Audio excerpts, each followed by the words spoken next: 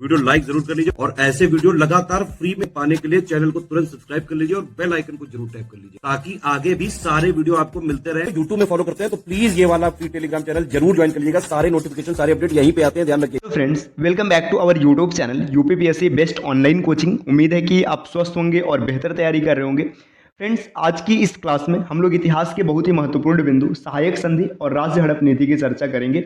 यह क्लास सभी प्रकार के स्टेट पीसीएस एग्जाम और वनडे एग्जाम के लिए समान रूप से उपयोगी है। वीडियो को आप अंत तक देखिएगा, पसंद आएगा तो लाइक जरूर कीजिएगा और चैनल पर पहली बार अगर विजिट किए तो चैनल को सब्सक्राइब करना ना भूलिएगा। चलिए दोस्तों, आगे बढ़ते हैं अपने क्लास की ओर। देखिए, यहाँ पर टीम के पेड कोर्सेज से जुड़े कुछ इन्फॉर्मेशन दिए गए। अगर आप टीम के पेड कोर्सेज से जुड़ना चाहते हैं तो इन दिए गए नंबर पे कॉल करके प्रक्रिया समझ सकते हैं। यहाँ पर ये ज्ञान सर का व्हाट्सअप नंबर है, आप यहाँ से व्हाट्सअप के माध्यम से भी जानकारी प्राप्त कर सकते हैं। और अगर अभी तक आपने प्ले स्टोर से स्टडी फॉर सिविल सर्विसेज का एप्लीकेशन इंस्टॉल नहीं किया तो इसे जरूर इंस्टॉल कीजिएगा। यहाँ से आप टीम के पेड कोर्सेज से भी आसानी से जुड़ जाएंगे और साथ ही साथ जितने फ्री इनिशिएटिव्स हैं आप उनका भी लाभ प्राप्त कर सकते हैं। टीम के पेड कोर्सेज से जुड़ करके आप UPPSC, UP triple SC, RO री एग्जाम, जितने भी प्रकार के एग्जाम से सबकी तैयारी कर सकते हैं। और अभी हाल ही में कुछ नए कोर्सेज भी स्टार्ट किए गए, तो आप एक बार एप्लीकेशन जरूर इंस्टॉल कीजिएगा या फिर इन नंबर पे कॉल करके प्रक्रिया समझ लीजिएगा। चलिए दोस्तों, अब बढ़ते हैं अपने क्लास की ओर। देखिए हम लोग बात करेंगे आज की क्लास में साम्राज्य विस्तारवादी नीति। साम्राज्य विस्तारवादी नीति का तात्पर्य है कि अंग्रेज अपने साम्राज्य को बढ़ाने के लिए कौन कौन सी नीतियां लाते हैं। ऐसे तो अगर देखा जाए तो अंग्रेजों की जितनी भी नीतियां थी वो सभी नीतियां कुछ इस प्रकार से थी कि उनमें उन नीतियों के तहत उन्हें अधिक से अधिक मुनाफा हो और उनके साम्राज्य का विस्तार हो। परंतु दो नीतियां, सहायक संधि और राज्य हड़प नीति, मुख्य रूप से साम्राज्य को बढ़ाने के उद्देश्य से लागू किया गया था। सहायक संधि की बात करेंगे तो इसके जनक है लॉर्ड वेलेस्ली, जो कि बंगाल के गवर्नर जनरल हैं। और बात करेंगे राज्य हड़प नीति की तो इसके जनक है लॉर्ड डलहौजी, जो कि भारत के गवर्नर जनरल बने हैं। तो चलिए आज एक एक करके हम लोग समझते हैं दोनों को कि इन नीतियों के तहत क्या प्रावधान किए गए थे, इससे कंपनी को किस प्रकार फायदा होता है और भारतीयों को या फिर भारत देश को, भारत की जनता को किस प्रकार से नुकसान होता है।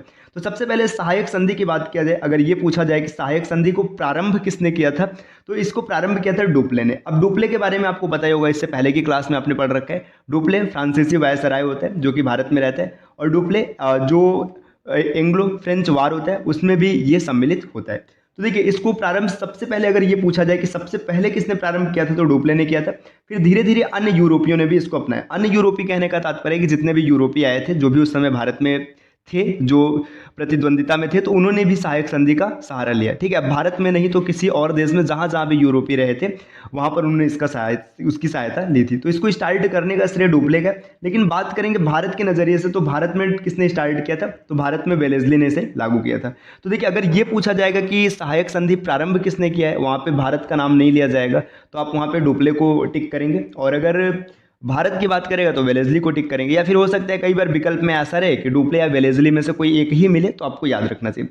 अब थोड़ा सा बात करते हैं वेलेस्ली। वेलेस्ली कौन है तो वेलेस्ली बंगाल का गवर्नर जनरल है। ठीक है, ये बंगाल का गवर्नर जनरल है। भारत का गवर्नर जनरल पद जो बाद में सृजित होता है, ये 1798 से लेकर 1805 तक भारत में रहता है। भारत बंगाल का गवर्नर जनरल है। अब देखिए, सहायक संधि में क्या क्या मतलब होता था या इसमें क्या प्रावधान थे, तो सबसे पहले ऐसे समझेंगे सहायक संधि है क्या। देखिए, सहायक संधि क्या होता था, इसमें ऐसे समझिए अंग्रेजों से युद्ध किए बिना उनकी अधीनता स्वीकार करना। अब इस परिदृश्य को समझने के लिए हम लोग थोड़ा सा पीछे चलते हैं। जैसे मान के चलिए रामायण की बात करेंगे। रामायण में आपने देखा होगा जब प्रभु श्री राम वो अश्वमेध यज्ञ करते हैं तो घोड़ा छोड़ते हैं, है ना। तो उस घोड़े को पकड़ने का उद्देश्य क्या था कि देखिए ऐसे समझिए, मान लीजिए यहाँ से ऐसे घोड़ा छोड़ा गया, ये घोड़ा जहाँ जहाँ जाएगा, जिन राजाओं ने घोड़ा को आगे बढ़ने दिया मतलब उन्होंने प्रभु श्री राम की अधीनता स्वीकार कर ली या फिर अयोध्या की अधीनता स्वीकार कर लिया। अब इसके बाद क्या होगा, जहाँ पर इस घोड़े को पकड़ लिया जाएगा मतलब ये अब प्रभु श्री राम से युद्ध करना चाहते हैं। ठीक, ये उस समय का परिदृश्य था। तो ऐसे देखिए, अब सहायक संधि में क्या होता था कि अंग्रेजों से बिना युद्ध किए उनकी अधीनता स्वीकार कर लीजिए। अब अगर आप उनकी अधीनता स्वीकार नहीं करते हैं, अर्थात आप उनसे युद्ध करना चाहते हैं, तो देखिए यही एकदम सेम सिनेरियो यहाँ पर भी होता है कि अब ये घोड़ा छोड़ते हैं कि नहीं वो बात की बात है, लेकिन इसमें समझिएगा कि मतलब अंग्रेज अपने आप को इतना शक्तिशाली समझते थे कि उनको लगने लगा था कि अब किसी राज्य में हमसे लड़ने की क्षमता नहीं बची है, कोई भी हमसे लड़ने के योग्य नहीं, वो हमारी सीधे सीधे अधीनता स्वीकार कर ले। और भारत के कई राज्य ऐसे भी होते हैं जो बिना लड़े अधीनता स्वीकार करते हैं, और कुछ राज्य अंतिम सीमा तक लड़ते हैं और वो हार करके, अब वो हारने का कारण चाहे भारतीयों के द्वारा दिया गया धोखा हो या अंग्रेजों की कूटनीति हो, हार करके अधीनता स्वीकार करते हो, अलग बात है। तो ये आपको क्लियर हो गया कि सहायक संधि में क्या प्रावधान था कि अंग्रेजों से बिना युद्ध किए उनकी अधीनता स्वीकार कर लीजिए। अगर आप युद्ध करते हैं तो हारने के बाद जो परिस्थिति होगी वो आगे बनेगी। चलिए अब देखिए अगले स्लाइड पर आते हैं। तो देखिए सहायक संधि करने वाले राज्यों की बात करेंगे तो सबसे पहले सहायक संधि किया था हैदराबाद के निजामों ने। तो ये क्वेश्चन याद रखिएगा, ये कई बार वनडे एग्जाम में डायरेक्ट बनता है कि सबसे पहले सहायक संधि किसने किया था, तो हैदराबाद ने किया था, या फिर वहां पे निजाम विकल्प मिलेगा क्योंकि हैदराबाद के जो शासक थे वो निजाम कहलाते थे। 1798 ईस्वी में हैदराबाद के बाद मैसूर की बात करेंगे। देखिए मैसूर की बात करेंगे तो अपने पीछे आंग्ल मैसूर युद्ध या एंग्लो मैसूर युद्ध आपने पढ़ा है ना, इसमें जो टीपू सुल्तान होता है वो अंतिम हद तक सहायक संधि स्वीकार नहीं करता है। जो आंग्ल मैसूर युद्ध चतुर्थ होता है, मतलब चौथा आंग्ल मैसूर युद्ध होता है, उसमें टीपू सुल्तान की मृत्यु हो जाती है। फिर यहाँ पे एक छोटे बालक को क्या किया जाता है, शासक बना करके उसे सहायक संधि पर हस्ताक्षर करवाया जाता है। इसके बाद तंजौर ने 1799 में किया था। हैदराबाद फिर से 1800 में दोबारा करता है। देखिए हैदराबाद ने 2 बार सहायक संधि स्वीकार किया, सबसे पहले और फिर 1800 में। अवध 1801 में स्वीकार करता है। इसके बाद और आगे अगर बढ़ेंगे, देखिए नेक्स्ट अगले स्लाइड पर इन्फॉर्मेशन है, पेशवा मतलब मराठाओं की बात है, भोसले और सिंधिया ये सब भी सहायक संधि स्वीकार करते हैं, इत्यादि इत्यादि का मतलब और कई राज्य ऐसे होते हैं जो सहायक संधि स्वीकार करते हैं। इसमें राजस्थान के जैसे जयपुर हो गया, जोधपुर हो गया, ये सब भी सहायक संधि स्वीकार करते हैं। तो आपको तो ये पता चल गया कि सहायक संधि स्वीकार किसने किया और सहायक संधि में होता क्या था कि अंग्रेजों से बिना लड़े आप उनसे हार मान लेते, यही सहायक संधि था। अब सहायक संधि में और कुछ प्रावधान किए गए थे, क्या क्या किया गया था उसको समझते हैं। तो इसमें क्या प्रावधान था, सबसे पहला प्रावधान ये था कि अंग्रेज राज्य की सुरक्षा हेतु अंग्रेजी सेना की स्थापना। राज्य की सेना भंग, मतलब जो प्रत्येक राज्य अपनी सुरक्षा के लिए अपनी सेना रखता था उसे भंग कर दिया गया। मतलब कोई भी राज्य सेना नहीं रखेगा, उसकी सुरक्षा की जिम्मेदारी अंग्रेजी सेना पर होगी। मतलब अंग्रेजी सेना रहेगी, वो उस राज्य की सिक्योरिटी का जॉब करेगी। ठीक, तो ये पहला प्रावधान था। इसके बाद देखिए आगे क्या प्रावधान है, सेना का खर्च कौन उठाएगा, भाई सुरक्षा किसकी हो रही है, राज्य की हो रही है। जब सुरक्षा राज्य की है तो खर्च भी कौन उठाएगा, राज्य उठाएगा। अब खर्च उठाने का 2 प्रावधान है, अगर आपके पास पैसा है नगद तो नगद पैसा दीजिए, अगर नगद पैसा नहीं है तो आप क्षेत्र दीजिए। क्षेत्र का मतलब ऐसा क्षेत्र जहां से अंग्रेज राजस्व वसूल करके सेना का खर्चा उठाएंगे। अब देखिए इसमें अंग्रेज पूरी तरीके से मुनाफे पर है ना, क्योंकि मतलब उनकी सेना निर्मित हो रही है। अब जहां पर भी उन्होंने सेना रखा है वहां पे अंग्रेजी सेना है। देखिए अब अंग्रेज प्रतिनिधि प्रतिनिधि एक उसको कहा जाता था रेजिडेंट, है ना। रेजिडेंट दरबार में होगा, दरबार का मतलब जो राज्य का दरबार होगा उसमें होगा, जो सेना सुरक्षा विदेश नीति में हस्तक्षेप रखेगा। मतलब जब सेना की बात आएगी, सुरक्षा की बात आएगी, विदेश नीति की बात आएगी तो रेजिडेंट वहां पर हस्तक्षेप करेगा। हाँ, उस समय ये कहा गया था कि राज्य के आंतरिक मामलों में रेजिडेंट का कोई भी हस्तक्षेप नहीं होगा, लेकिन ये सिर्फ कहा गया था, ऐसा सच में नहीं होता है। अगर जो रेजिडेंट होता है राज्य के आंतरिक मामलों में भी हस्तक्षेप करना प्रारंभ करते हैं। इसके बाद देखिए यहाँ पे तीसरा प्रावधान, मतलब तीसरा या फिर अगला जो भी समझिएगा, चौथा पांचवा जो भी होगा, बिना अनुमति अन्य यूरोपीय सेवा में नहीं आएगा। मतलब अब यहाँ पे क्या हो रहा है, अंग्रेज ना, देखिए जितने भी यूरोपीय कंपनी आए थे उसमें पुर्तगाली थे, डेनिश थे, फ्रांसीसी थे, डच थे, स्वीडिश थे, इन सब में अंग्रेजों ने क्या किया कि अब ये कह दिया कि कोई अन्य यूरोपीय मतलब सेवा में नहीं आएगा। अब पूरी तरीके से कब्जा किसका होने जा रहा है, ब्रिटिशर्स का होने जा रहा है। तो इसका प्रावधान क्या है, प्रावधान आपको अच्छे समझ में आ चुका है। देखिए नेक्स्ट अगले स्लाइड पर आते हैं। अब देखिए इसमें कंपनी को फायदा क्या हुआ, प्रावधान आपको समझ में आ गया। एक बार फिर से देख लेते हैं क्या क्या प्रावधान था। पहला प्रावधान, राज्य की सुरक्षा है तो अंग्रेजी सेना की स्थापना किया गया और जो राज्य की सेना थी उसे भंग कर दिया गया। दूसरा प्रावधान, सेना का खर्च राज्य उठाएगा, अंग्रेज प्रतिनिधि राज्य दरबार में होगा जो सेना सुरक्षा और विदेश नीति में हस्तक्षेप रखेगा, और बिना अनुमति कोई अन्य यूरोपीय शक्ति मतलब सेवा में नहीं आएगी। देखिए अब इससे मुनाफा क्या होने वाला है, मुनाफा समझिएगा, कंपनी के लाभ, बिना खर्च बेहतर सेना का निर्माण। बेहतर सेना का निर्माण मतलब देखिए अब जितने भी राज्य हैं हर जगह सेना ब्रिटिशर्स की है, इसका मतलब वो सबसे पहले ब्रिटिशर्स को महत्व देंगे, उसके बाद राज्य का नंबर आएगा। और राज्य से उनका लेना देना भी क्या है, लेना देना तो ब्रिटिशर्स से है ना। तो अंग्रेजों के पास एक बेहतर सेना बनने जा रही है। दूसरा लाभ भी क्या है, देखिए राज्यों में हस्तक्षेप बढ़ गया। हस्तक्षेप बढ़ने का मतलब है कि अब राज्य कुछ भी करेगा जो रेजिडेंट दरबार में होगा, भले ही कहा गया है कि वो आंतरिक मामलों में हस्तक्षेप नहीं करेगा, लेकिन आंतरिक मामले उसे पता चलेंगे तो राज्य में हस्तक्षेप भी बढ़ गया। तीसरा, सेना खर्च के बहाने अन्य खर्चे भी वसूले गए। अन्य खर्चों का मतलब जो सेना खर्च था उसी के बहाने अन्य प्रकार के व्यापारिक खर्चे, पर्सनल खर्चे अलग अलग अधिकारी अब इस तरीके से वसूलते रहे। अब देखिए अन्य यूरोपीय प्रतिद्वंदी का भय समाप्त हो गया। जब अंग्रेजों ने ये प्रावधान कर दिया कि कोई अन्य यूरोपीय सेवा में नहीं आएगा, तो इससे जितने भी यूरोपीय थे उनका भय समाप्त हो गया, क्योंकि अब कोई वहां पर उनके टक्कर में शामिल नहीं है। तो देखिए यहाँ से अंग्रेजों को मुनाफा ही मुनाफा है ना। अब देखिए ये सब तो कंपनी के लाभ हो रहे हैं, मतलब कंपनी प्रॉफिट में जा रही है, कंपनी को फायदा हो रहा है।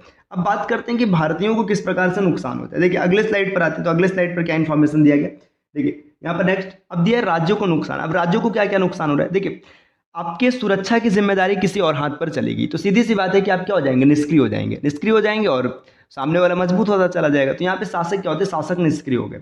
वह विलासी हो गए। विलासी का मतलब भोग विलास में उनका जीवन बीतने लगा।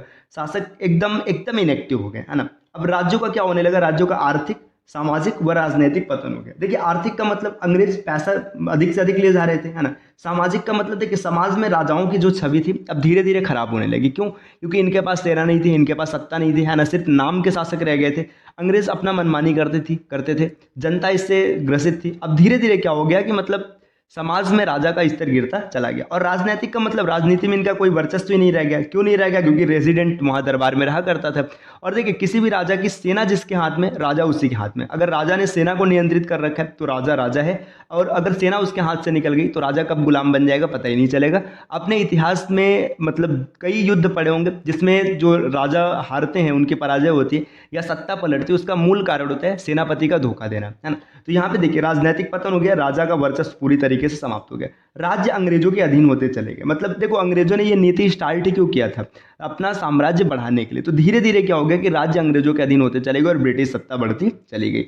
चलिए दोस्तों आते हैं नेक्स्ट अगले स्लाइड पर। अगले स्लाइड पर क्या इन्फॉर्मेशन है देखिए, यहाँ पर बात किया गया राज्य हड़प नीति। अब राज्य हड़प नीति की बात करेंगे तो ये दूसरी साम्राज्य विस्तारवादी नीति है ना। तो हम लोगों ने एक साम्राज्यवादी जो विस्तार की नीति थी उसको पूरी तरीके से डन किया, साम्राज्य विस्तारवादी नीति डन किया। अब यहाँ पे दूसरी साम्राज्य विस्तारवादी नीति, इसमें हम लोग थोड़ा सा पॉइंट समझते हैं। देखिए राज्य हड़प नीति की बात करेंगे तो इसके अन्य नाम, इसके कुछ और भी नाम थे। इसका एक नाम था व्यापगत नीति, है ना, या व्यापगत का सिद्धांत। गोद निषेध प्रथा, मतलब यहाँ पे गोद लेने से मनाही थी। अब इसको अगर देखा जाए किसने स्टार्ट किया था, इसके जनक कौन थे, तो भारत में इसके जनक है लॉर्ड डलहौजी, है ना। डलहौजी की बात करेंगे तो 1848 से 1856 तक भारत में रहे। देखिए 1848 से 1856 इस समय जो ब्रिटिश अधिकारी भारत में, ये बन चुका है भारत का गवर्नर जनरल। इससे पहले जो होते थे ना वो क्या रहते थे, मतलब अपने पीछे पढ़ा वेलेस्ली के बारे में, तो वेलेस्ली बंगाल का गवर्नर जनरल था, लेकिन डलहौजी अब बंगाल के गवर्नर जनरल नहीं, ये भारत के गवर्नर जनरल है ना। इसके बाद ये 1856 तक ये चलाते राज्य हड़प नीति या व्यापक सिद्धांत, या इसको गोद निषेध प्रथा भी कहा जाता है।